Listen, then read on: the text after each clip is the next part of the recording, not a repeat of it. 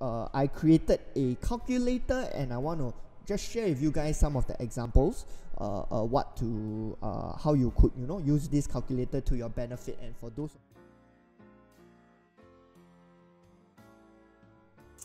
next, especially for upgraders, it's very important to understand CPF accrued interest and how it works. Honestly, it scares me how little people understand CPF accrued interest, because the matter of fact is that with all these cooling measures in place, the property prices in general will not increase like how it used to increase. Last time, the older generation, they never had to care about CPF accrued interest because their properties are doubling every 10 years, right? 50,000, 70,000 HDB become 400,000 today. It beats the CPF interest rate, so they don't need to really take the time to understand CPF accrued interest. But in today's market, it's very important for all of us, the participants in the property market, to understand how CPF accrued interest works and how that's going to impact your property. And for that, right, I've talked about it so much, but today, especially because this episode is catered to upgraders, I created a calculator and I want to just share with you guys some of the examples how you could use this calculator to your benefit. And for those of you who want to have this calculator and play around it on your own, right, you can comment in YouTube, comment in Facebook, comment in Instagram. No, Instagram is off already. Comment in YouTube and Facebook, and we'll send it to you, or just drop me a text for those of you who are already in contact with me. Let's jump to that and give you guys an example. Okay, and that has to jump to Chroma.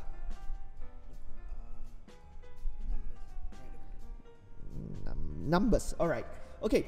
So this is a example, right? I've put it into a Excel sheet lah. Okay. So over here you see loan interest rate. I plugged it at 2%. I'm assuming a person is taking a 30-year loan lah, right, with CPF accrued interest at 2.5%.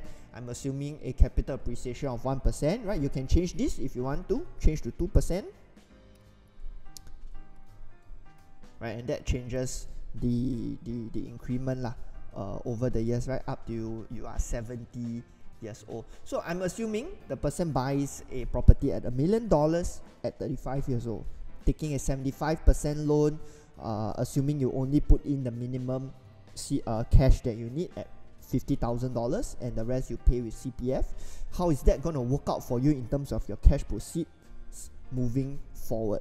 So you see, if your property can appreciate at 2%, that's fine. Okay, that's fine. You will always have cash proceeds regardless of whenever you sell, right?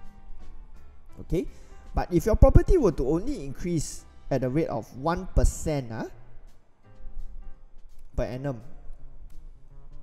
okay, notice how in 10 years time, no, in 15 years time, when you're 50 years old, you go into this thing called a negative sale. What does a negative sale mean? A negative sale means that if you sell your property at 1.16 million, right, after returning the balance outstanding loan and after returning the CPF refund, the cash proceed is negative, right? While you don't have to fork out cash to top up this differential, it just means that when you sell your house, you got no money coming out, right?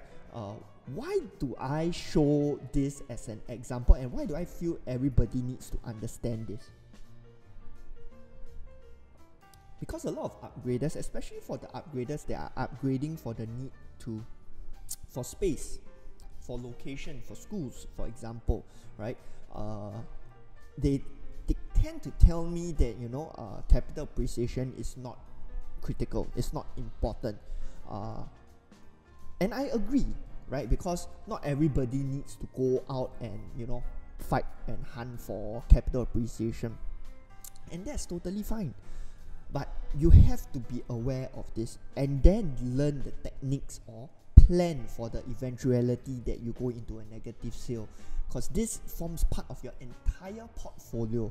Because I've had cases whereby clients come to me and say, hey, Alvin, I have to sell my property because I'm in need of cash. So, you know, just 5 years back when I first entered the industry and I did the calculation, most of the time, you know, they'll still be able to get some cash out because the CPF hasn't been sitting in the property for long. But I had cases whereby I did the calculation out and they are sitting on like $100,000 to $200,000 negative sale. So, you know what that means is, you know, number one, opportunity cost lost, because, you know, this money, that negative $200,000, it's a lot of the people will just brush it off as, that's fine, right? I don't have to pay it.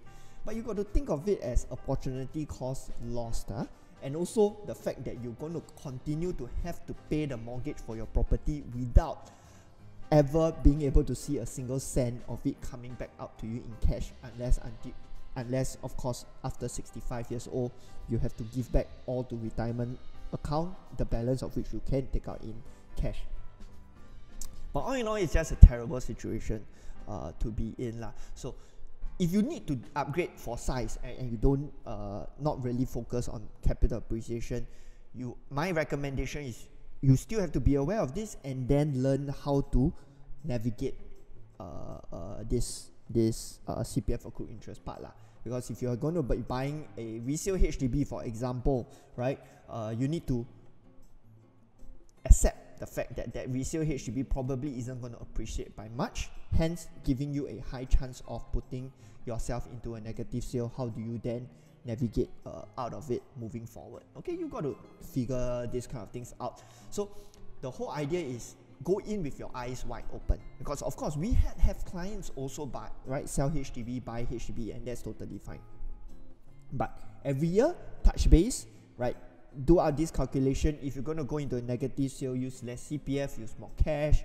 Or if it's already going to be a negative sale, what can you do, right? What are your alternatives, right? You can no longer look at your property as a holder of cash, right? It is a roof over your head, right?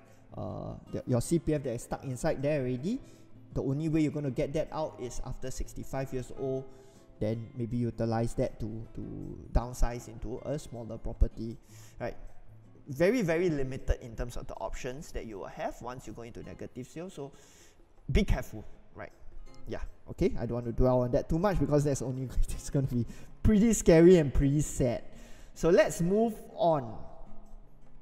Right, so again, if you want to have this calculator to key in your own things and play around with it, drop me a text, put in a comment, you know, we'll send it over to you. Let's come back to the slide, right? Accrued interest, something very important for you to know. Press the wrong thing.